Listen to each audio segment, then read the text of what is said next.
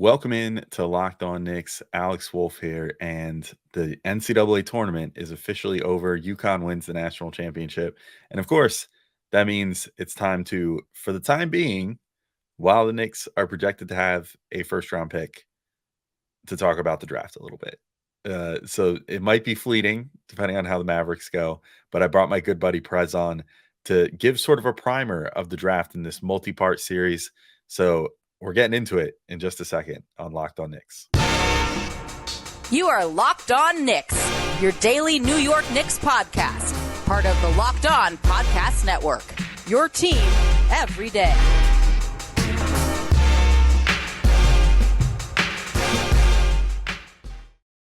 All right, welcome in to Locked On Knicks. Today's episode is brought to you by Gametime. Download the Gametime app, create an account, and use code LOCKEDONNBA for $20 off your first purchase. Last-minute tickets, lowest price, guaranteed.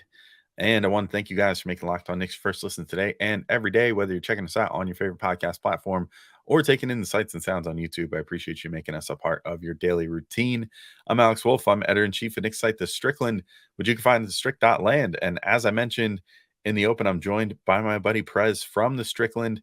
You might know him from Pod Strickland. You might know him from Draft Strickland, an offshoot show that he does about the draft. You might know him from all of his great draft coverage that he does for The Strickland as well.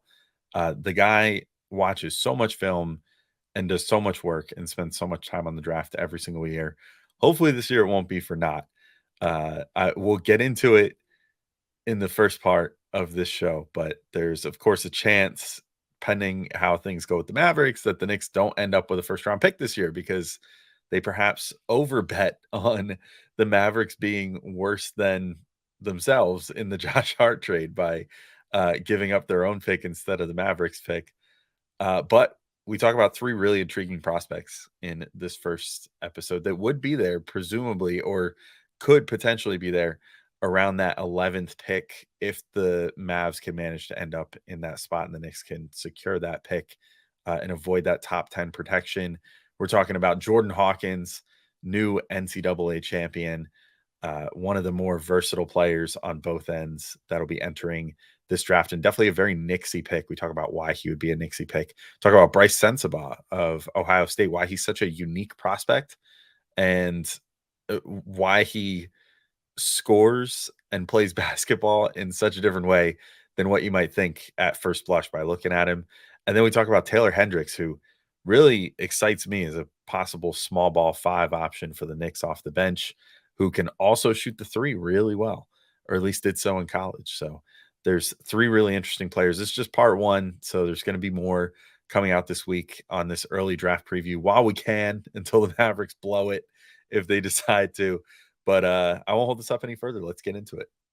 All right. As promised, I am joined by my good buddy Prez. You might know him as the lead draft writer at The Strickland. You might know him as the host of Draft Strickland, the Strickland's draft podcast, or you might know him as the Friday co-host of Pod Strickland at The Strickland. Lots of Strickland.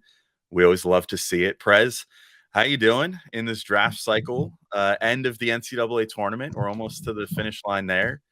I mean, it's about to kick into high gear, I think, as far as looking at draft prospects, even if there's a chance that over the next 4 games, the Knicks might find themselves without a first-round draft pick. Yeah, I tweeted it this morning, but like, I'm not good at things that involve like understanding multiple calculations going on at the same time, whether that's like constructing 3-team trades or in this case, figuring out what needs to happen for us to keep our pick. It's like, oh, OKC has to do this and Dallas has to do this and Toronto has to do this. And I'm just like, all right, we'll either have that pick or we won't. Wake me up in a couple days. Yeah, I mean, just as like a crash course for anyone listening that's not sure what we're talking about, basically the Knicks this year traded their own first-round pick in exchange for Josh Hart, which, along with Cam Reddish, obviously, which was sort of unprecedented for them, except for the fact that they had the Mavericks pick still on hand, which at the time that they made that trade, the Knicks and Mavericks were almost equal in the standings, and then obviously have gone extremely different directions since then. The Knicks are very close to securing a top 5 seed. The Mavericks are very close to missing the playoffs now. and possibly landing in the top 10 of the draft. The pick that the Mavericks sent to the Knicks, the second first-round pick that was sent to them as part of the Kristaps Porzingis trade, is top 10 protected. So if it stays inside the top 10, then the Mavericks hold on to it this year. I think it is protected in that way through 2025. It's protected top 10 and then eventually becomes 2 second-round picks if it doesn't convey by 2025. So it's not like the obligation that the Mavs have to the Knicks gets extinguished if it ends up in the top 10 this year, but it would nonetheless be kind of disappointing considering how deep this draft is. And as it stands right now, as you were saying, the Mavericks, they're a game behind the Thunder for the final play-in spot. The Thunder basically need to lose. The Mavs need to win. The Mavs have the easier schedule if you look at like strength of schedule and the quality of opponents coming up. However, we're reaching the point where certain teams are going to start coasting towards the end of the year, where the wins don't matter quite as much for a few teams, though it's pretty tight standings all across the league. So hopefully teams will give the Thunder the business and rest against the Mavericks so that the Mavs can win a few more games and give the Knicks this first round pick this year. But the reason that we want that pick so bad, Prez, is because this draft class is really, really good. Obviously headlined by Victor Wembanyama, by Scoot Henderson, by Brandon Miller. They're like considered, I think, the consensus top 3 at this point. But beyond that, just this huge amount of talent that you've noted this in the draft previews you've put out on the Strickland. Like, we put out 4 parts of it, and you know, there's like, I don't know, 6, 7, 8 guys per part that you did. And in each part you noted, like, in a normal year, all these guys might be lottery picks, but as it stands this year, there's like 20 something guys that could potentially be lottery picks in other years, because of just how deep this draft class is. The only one I could think of in recent memory that had this level or almost this level of hype coming in was maybe 2021, which was considered to be a very deep class and a very talent heavy class. But where do you think that this 2023 draft class rates in terms of just the overall depth and talent available in it? Yeah, it's a good question. Definitely deeper than last year, and I probably agree with you. It's probably up there with the class before that. This class has 2 strengths in terms of depth. One is the top level talent. Like, even if you put Wemby aside on his own planet for the time being, where he usually resides, the other guys, you know, you have 4 or 5 guys who would be right in the mix, for example, with like Paolo, Chet, Jabari Smith last year for the number 1 pick. And that's 4 or 5 guys, if not more, who have credible arguments to be the number 1 pick ahead of those. And so you have a good amount of top level talent, even if, you know, this isn't like, for example, the Luka draft where you had several potential like instant franchise player level talents. That draft had like Luka and Trey and DeAndre Ayton and Jaren Jackson and Marvin Bagley, if you liked him. But that's like 4 or 5 guys who you could pretty much pencil in as knowing they were going to be all-stars for sure. So that was probably the most top heavy of the recent drafts. This one isn't quite like that, because even the top guys, like we don't have to spend a ton of time on them because they won't be Knicks, but like Amen and Asar Thompson, the wings playing for the OTE, who are awesome prospects. Like, even those guys, it's like, well, there's a chance they might never shoot, right? So that's what separates them from, you know, Jaren Jackson, DeAndre Ayton level guys, but they're still really good. And then aside from that, the top of the draft, that kind of middle category, the best way I could phrase it is like, there's legit arguments for 15 guys to go number 10 or 12. Like, the middle of the late lottery, there's like a ton of late lottery level talent that's going to spill into the end of the first round. So if you're picking in the late lottery, like the Knicks might be, that's great. Of course, you'll get a good player, but you can get a player the same level of good picking 18th or who knows, 25th maybe, right? Like the Knicks usually do. So, so if if the Knicks end up, say we don't have our pick and we end up getting another pick somehow this much later, that kind of stinks. But this is the draft to do that, even though that seems like I'm already like coping in case we do that. All right, I'll be right back in with Prez, and we'll start getting into some of these prospects, really getting into the weeds and getting Prez's thoughts on some of these guys. But first, I gotta remind you guys, today's show is brought to you by the Gametime app. And look, I'm a notorious last minute ticket buyer. I find myself often looking like the day or two before, trying to go to an event because I decide, you know what, I think I want to go, but I don't want to pay an unreasonable price, and it's never fun. But you know what? Buying tickets to your favorite events shouldn't be stressful, and Gametime is the fast and easy way to buy tickets for all the sports, music, comedy, and theater near you. With killer deals on last minute tickets and their best price guarantee, you can stop stressing over the tickets and start getting hyped for the fun you'll have. And I was just looking at the listings, like you can go to Knicks Pacers and watch a potential Knicks win on Sunday for not that much money, like 200 something dollars all in. That's a really nice thing that Gametime does. They show you the all in price rather than the pre 500 different little micro fees that's going to jack the cost of your ticket up by like $200 number that some of those other sites give you. Gametime is like, no, this is just what you're going to pay right here. This is the number right in front of your face, including fees and everything. So it's pretty solid. Gametime really is the last minute ticket deal place. Forget planning months in advance. Gametime has deals on tickets right up to the day of the event. You can get exclusive flash deals on tickets for football, basketball, baseball, concerts, comedy, theater, and more. And the Gametime guarantee means you'll always get the best price. So if you find tickets in the same section and row for less, Gametime will credit you 110% of the difference. So snag tickets without the stress on Gametime. Download the Gametime app, create an account, and use code LOCKEDONNBA for $20 off your first purchase. Terms apply. Again, create an account and redeem code LOCKEDONNBA for $20 off. Download Gametime today. Last minute tickets, lowest price guaranteed. Yeah, I mean, so I think that in general, I have not done nearly as much draft prep as I would normally do this time of year, thanks to the Knicks being good. Funny how that works, where I'm not like constantly looking forward right now. But obviously, we're in the NCAA tournament, almost to the end here. UConn is about to be in the final, and Jordan Hawkins has been one of their best players all year, and probably their most draft appealing player on the team. He's a 6'5" wing, sophomore.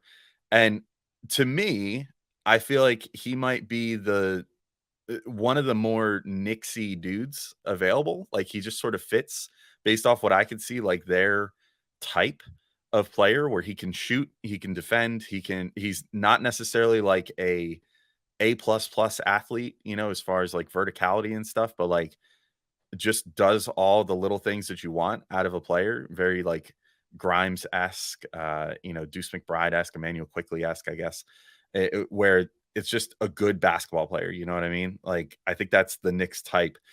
The NCAA tournament leads to guys getting more hype and ending up higher up in drafts and stuff like that all the time. So maybe that does happen for Hawkins, but it seems like in most mocks that I see, he's mocked in the like mid first round. Maybe that moves him up closer to 10 or something, which to your point, maybe just means that a different player would fall into the range the Knicks might occupy in that 11 to 14 range. But what's your read on Hawkins, especially after, UConn, their fantastic run, and Hawkins having his own version of like a flu game the other day, apparently, while being food poisoned the night before? Yeah, he's great. And he's definitely getting, if mock drafts are anything to go by, a bit of a tournament bump. He's in that deep late lotto group, which stretches from like 11, 12, all the way into the 20s. So for me, like, you can have him mocked, say, 12th or 14th, and you can have him mocked 20th. And those numbers don't really mean quite as much as they would in a normal year. Like, you would assume somebody mocked 12th a lot of the time, for example, is better than somebody usually mocked 20th. But again, that's really not the case. I think fit and team circumstance is going to decide a lot of that who gets picked when. And for Hawkins, you know, if you look at guys like him, you detailed what's appealing about him. He's an incredible shooter. He's arguably the best shooter in this class, which is the best shooting class I've ever seen in my life by a large margin, which is, so that's saying something. And he brings not just shooting, but real movement shooting, which is very rare. You don't see that. Grimes had a little bit of that at Houston, but for NBA prospects, there's maybe like one person like that every year, if that.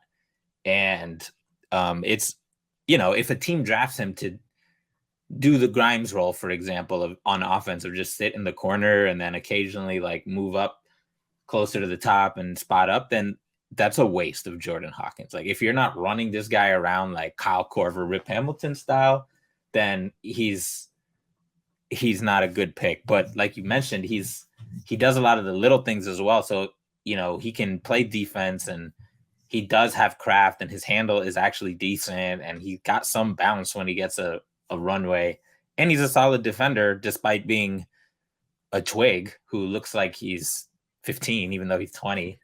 So he'll get stronger and better at defense too.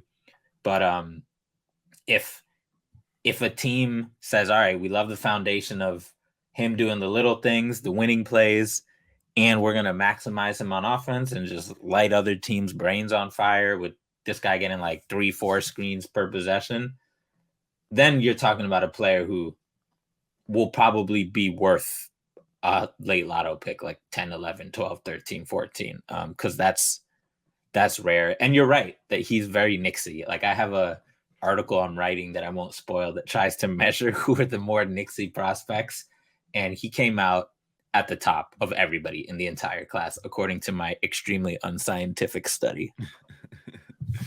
Yeah, I mean, he sounds pretty great to me. He also sort of fits, like, even if you consider too other things that the Knicks value, they don't often draft first-year players, and he's not a first-year player either. Like, he's a sophomore. Like, do you think what did he grow on from freshman to sophomore year? You think that is sort of shown maybe like the growth potential for going forward? Because I do think that's something that the Knicks seem to value, is that if they could see a guy and like view his progression already happening in college, I feel like that's in some way valuable to them. And that's why they often go for like these guys that are like second, third year players, because they want to see that progression. Like, what did he improve on from freshman to sophomore year? You're correct that the Knicks like seeing that. That's part of my extremely secret proprietary formula for this article I'm writing. I promise I haven't read this yet either. Yeah. I mean, you don't have to read it to know that. I mean, all the guys we've taken are like 20-year-olds or whatever. But yeah. In terms of what he's improved, his handle has gotten better. He's gotten stronger, which is, you know, he still has a long way to go, but he's just gotten stronger and more athletic in like a functional way. Like, he always had bounce, like in layup lines. This guy could probably do all types of crazy stuff, but like being able to start and then stop, or, you know, with the amount of running he does, he scored the second most points off screens in the entire country. You have to be in like elite condition. So that's gotten better. And even though he's a jump shooter who spends most of his time running around screens, he's really not afraid of being physical. So just being a little bit better equipped as a 20-year-old to deal with some of that. So he's the kind of guy who might run around screens and then pump fake and then actually take it to the hole, right? And like, I'll give you an example. His first month, he didn't really get to the free throw line. In November and October, his free throw rate was like 10 or 11. He just didn't draw free throws. And then for the rest of the year, it was 37% of his shots, which is more than RJ Barrett had at Duke, for example. So he definitely improved a fair bit. And I think the Knicks and other teams will see that, like what I like to call a prospect in motion, where everything's not projection. You see, oh, he already improved, not just versus high school players, but like versus college. All right, I'll be right back in with Prez, and we'll talk about Taylor Hendricks, who is probably going to be one of my favorite prospects of this draft period. A tweener that can shoot threes and block shots. I mean, that's pretty much my dream right there. That's my type of player. So we'll talk about him in just a moment. But today's episode is brought to you by BetterHelp. And look, therapy can be hard. It can be hard to get into. Sometimes you might not feel like you need it, but you might also feel like you're dealing with a lot of things. I'm here to tell you, you can get therapy and it'll probably help you quite a bit. And it can be hard sometimes though. And that's the biggest issue. It's like it's daunting to find yourself a therapist and then to find someone that you really vibe with. And, you have to do all this legwork yourself to try to find who to talk to try to get things off your chest, to work with coping methods, to, really free your mind and get yourself in a good place. And that's where BetterHelp can come in and help you. I think it's a great idea to learn how to learn positive coping skills and how to set boundaries. It can really empower you to be the best version of yourself. And it's not just for those that have experienced major trauma or anything. The little things in life stack up too. And sometimes you just got to get them off your chest. And therapy can help with that. It can help keep your mind freer and better functioning at all times. So BetterHelp is the best place to go for that. If you're thinking of starting therapy, give BetterHelp a try. It's entirely online. It's designed to be convenient, flexible, and suited to your schedule. You just fill out a brief questionnaire and you'll get matched with a licensed therapist. And you can switch therapists at any time for no additional charge.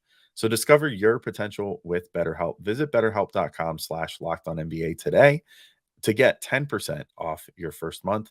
That's BetterHelp, HELP.com/lockedonnba. Yeah, another guy that I want to move on to that I'm very excited to get to because I know it's someone that you're high on, and that I look at him and I'm just like, this guy for whatever reason is just like my type of player. I don't know what it is, but Bryce Sensabaugh, who's a 6'6" wing out of Ohio State. He is a freshman, so there's going to be a lot of freshmen on this list because it's a pretty stacked freshman class. But that said, I mean, I think I've seen you describe him as being built like a linebacker or a tight end at various points, because he's just like a huge dude that doesn't look like he should have the type of game that he does. But he's just like a walking bucket. Like, the guy just seems to score from everywhere. He's a great 3-point shooter, seems to have a good pull-up game. Like, the main things that seem to be getting in the way of him being a higher prospect, I guess, would be his physical profile, because of being built like a linebacker, which isn't necessarily ideal for the NBA, depending on your position. And especially, like, I guess not for really like shot creators either necessarily. But I don't know. Tell me if this comparison is crazy or not. But I was thinking about him and like who he maybe reminds me of a little bit. And I sort of came to like Dylan Brooks, like a guy that can just score like crazy, that doesn't necessarily have that perfect physical profile. I mean, what's your read on Sensabaugh and like a potential fit with the Knicks, or really with any NBA team? Because he just seems like a really interesting draft prospect to me. Yeah, he's you mentioned he's a bulky wing. He's like 6'6". He's not vertically explosive. He's not particularly explosive in terms of his first step. And he's like 235 pounds, hence the built like a linebacker. But he's probably could get in a little bit better shape. So he has something to gain there. But his game is really finesse based. And although he learned to be more physical and drive better as the year went on, like you hit the nail on the head. This guy is just like, freshmen are not that good at creating shots, just full stop. The only freshmen who are, if you just look at his numbers, who create offense like he does as freshmen, they're all top 10 picks. It's just like the 95% of the list is just top 10 picks. And then you have Bryce Sensabaugh pretty much, because it's just, if you're that good at offense, and offense is what makes money and what gets attention, so usually that means you're a top 10 pick. But because he was kind of unheralded, he wasn't expected to be a one and done. His team was garbage. They weren't good, and he wasn't really always used well. Like, his coach would take him out for defensive mistakes, which fine, but like, he's also your team's best scorer by a lot. So, you're not really getting that much better in terms of the net difference with him on the bench. He started off the year coming off the bench. So I think it's a combination of things like his physical profile, his team, and a couple other things that just are causing him to drop in drafts. And I think people are making it way too complicated with him. I think they're just looking at what he doesn't do rather than what he does do. He's extremely high on my board, top 10. So if the Knicks got him, it would definitely give them in some ways something they lack, which is shot creation depth, right? Because if you think about the shot creators on the Knicks, it's pretty much Brunson, Randall, and IQ. RJ and Hart can create for themselves a little bit in transition. RJ sort of creates for himself, but he depends on like a lot of tough rim finishes and guys getting his rebounds and stuff like that. Bryce is somebody who you can play off the ball as your shooter, or you can just trust him to create something. Like if you put, I don't know, like a bum defender bench wing on him, he'll cook them probably because he's such a ridiculous shooter, not just from three, but in the mid-range. He's an elite mid-range shooter. So I wouldn't compare him to Dillon Brooks just because Dillon Brooks, they're similar size, but Dillon Brooks is really athletic and has turned himself into a great defender who, you know, generally if the other team sees Dillon Brooks putting up shots, the other team is probably cool with that, right? Mm-hmm. If he's making shots, then you might be in trouble. Yeah. But with Bryce, the default setting is going to be the opposite. It's going to be don't give him an open shot, and at least early in his career, try to cook him on while he's defending.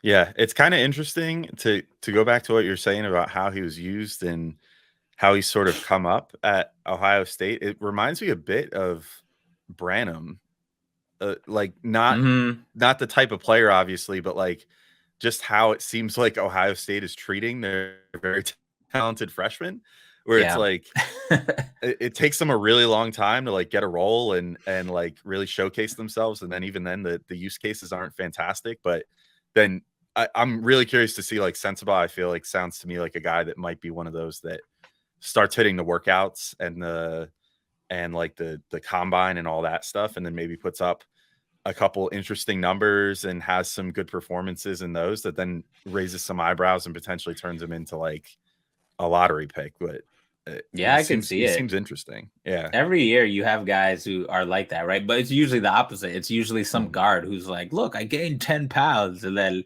some wing who goes into a workout and cashes all the jumpers and has great interviews or something. So he could definitely, like I said, not much separates these guys. So little things like that could go a long way for particular players appealing to particular teams. It doesn't mean like they'll be rising on everyone's board, but because it's such a big mix, what serves as a tiebreaker for a particular team could have real big impacts on who goes where. Yeah. So to move to another player that I'm pretty interested in here.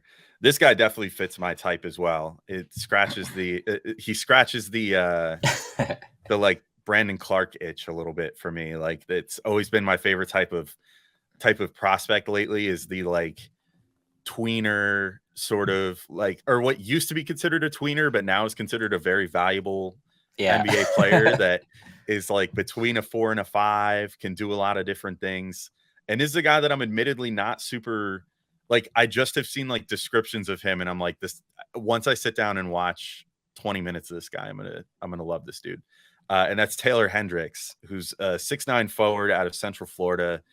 He is a freshman, and I really like what I've read about him, and I'm really intrigued to see more of this guy. Like he's a 4-5 type, which the Knicks haven't really had. Like you would love if Obi Toppin could be that guy, but he definitely isn't. Julius Randle definitely isn't like a 4-5, which has really limited the Knicks' ability to go small at any time, because it's just like Tibbs, especially if Tibbs is going to be your coach, like the guy needs to be able to protect the rim in some way, shape, or form. And like the shooting would be a nice cherry on top, but like the priority, if you're going to play any minutes at the like nominal 5 under Tibbs, you have to provide some rim protection, which they just don't have out of any of their 4s right now. this kid to me seems like, I mean, just two things that jump off the page to me. Shoots 40% on almost 5 threes a game and averages almost 3 stocks. And that's with about 2 blocks. It's like about 2 blocks and 1 steal per game. So that screams to me like this guy might be able to be the guy that like breaks through as a small ball 5 on the Knicks, which would give them a much needed different look from time to time. What's your read on Hendricks though? Like what do you think about him coming out into the draft this year? He's already rising just because tall players who do stuff rise in mock drafts. That's what happens, especially when they're young, right? Like we've seen it with Josh Giddey, we've seen it with Franz.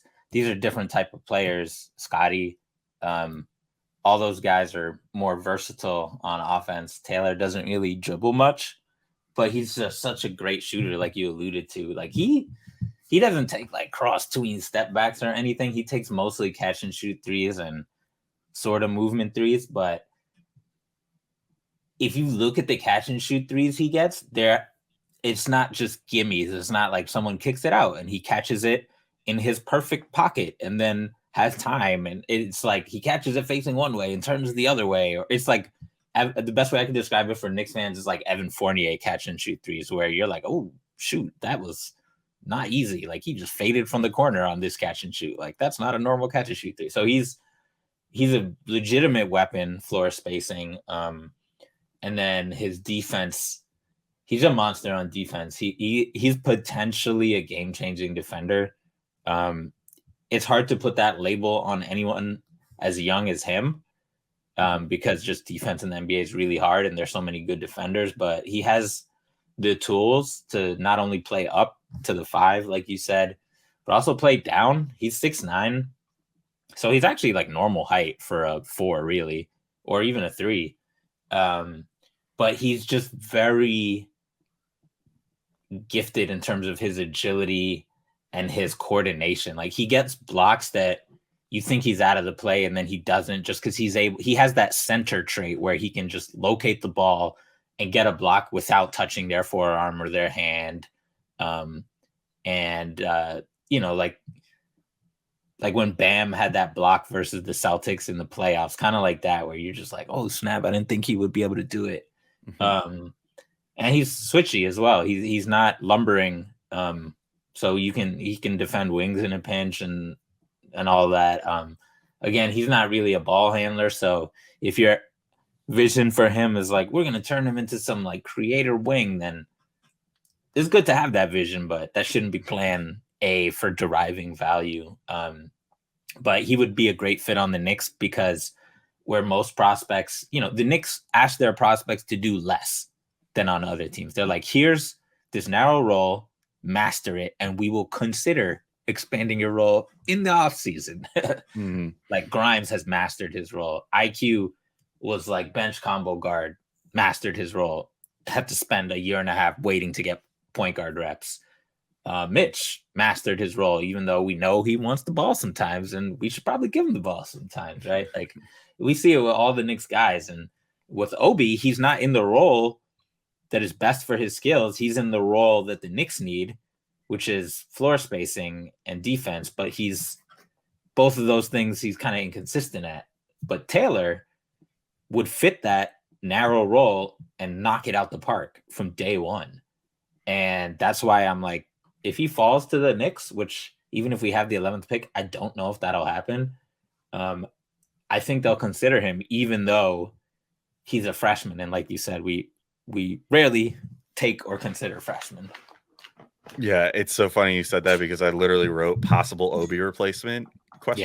On my notes because I had the same thought of like, this guy seems like he would be potentially the perfect like fit for that skill that they're looking for. And, then give them that opportunity of saying, okay, well, if we want to keep Randall on the floor, but we want to still have more shooting out there, this guy on the other end can at least like block some shots and stuff and could maybe give them that option and fit well with Randall in that regard too, in a way that Obi just hasn't been able to in the way that Tibbs would ever want him to, which is why we only have ever seen that small ball arrangement like in the most direst of circumstances so far. All right, that's it for today's edition of Locked On Knicks with Prez. I'll be back with Prez more this week to talk about more draft prospects because we had a really long conversation. I had a lot of questions. As I mentioned, thanks to the Mavericks situation, it's kind of like got to get these questions out while I can at this point. And get this draft research done before potentially the Knicks are left without a 11 to 14 pick, like it looked like a few weeks ago they were maybe going to get. But we got plenty more guys to talk about. We have Chris Murray, of course, the brother of Keegan Murray, twin brother, who's having a fantastic season in his own right at Iowa this year and could potentially be a mid-first round pick. Grady Dick from Kansas, one of the best shooters in the draft. Keontae George, a very highly touted player coming into this year who sort of had an underwhelming year and ultimately didn't have the best time but maybe still has a lot of latent potential and could be a steal for a team like the Knicks with a good development infrastructure. Kassan Wallace out of Kentucky, speaking of Emmanuel Quickly type dudes, because the Knicks always seem to like them. That's one of them, and he's from Kentucky. Plus a bunch of late first-round pick guys. Leonard Miller, Dariq Whitehead, Jalen Hood-Schifino, Jet Howard, Max Lewis, Kobe Buffkin. So many guys to talk about in case the Knicks decide to trade back into the late first round, which if history tells us anything, is that they love the 25th pick. So they might try to get back to that range. So lots more to talk about with Prez on future shows. Hope you'll keep locked in for those towards the end of this week. But until next time, thank you all for listening, and I'll talk to you soon. Peace out.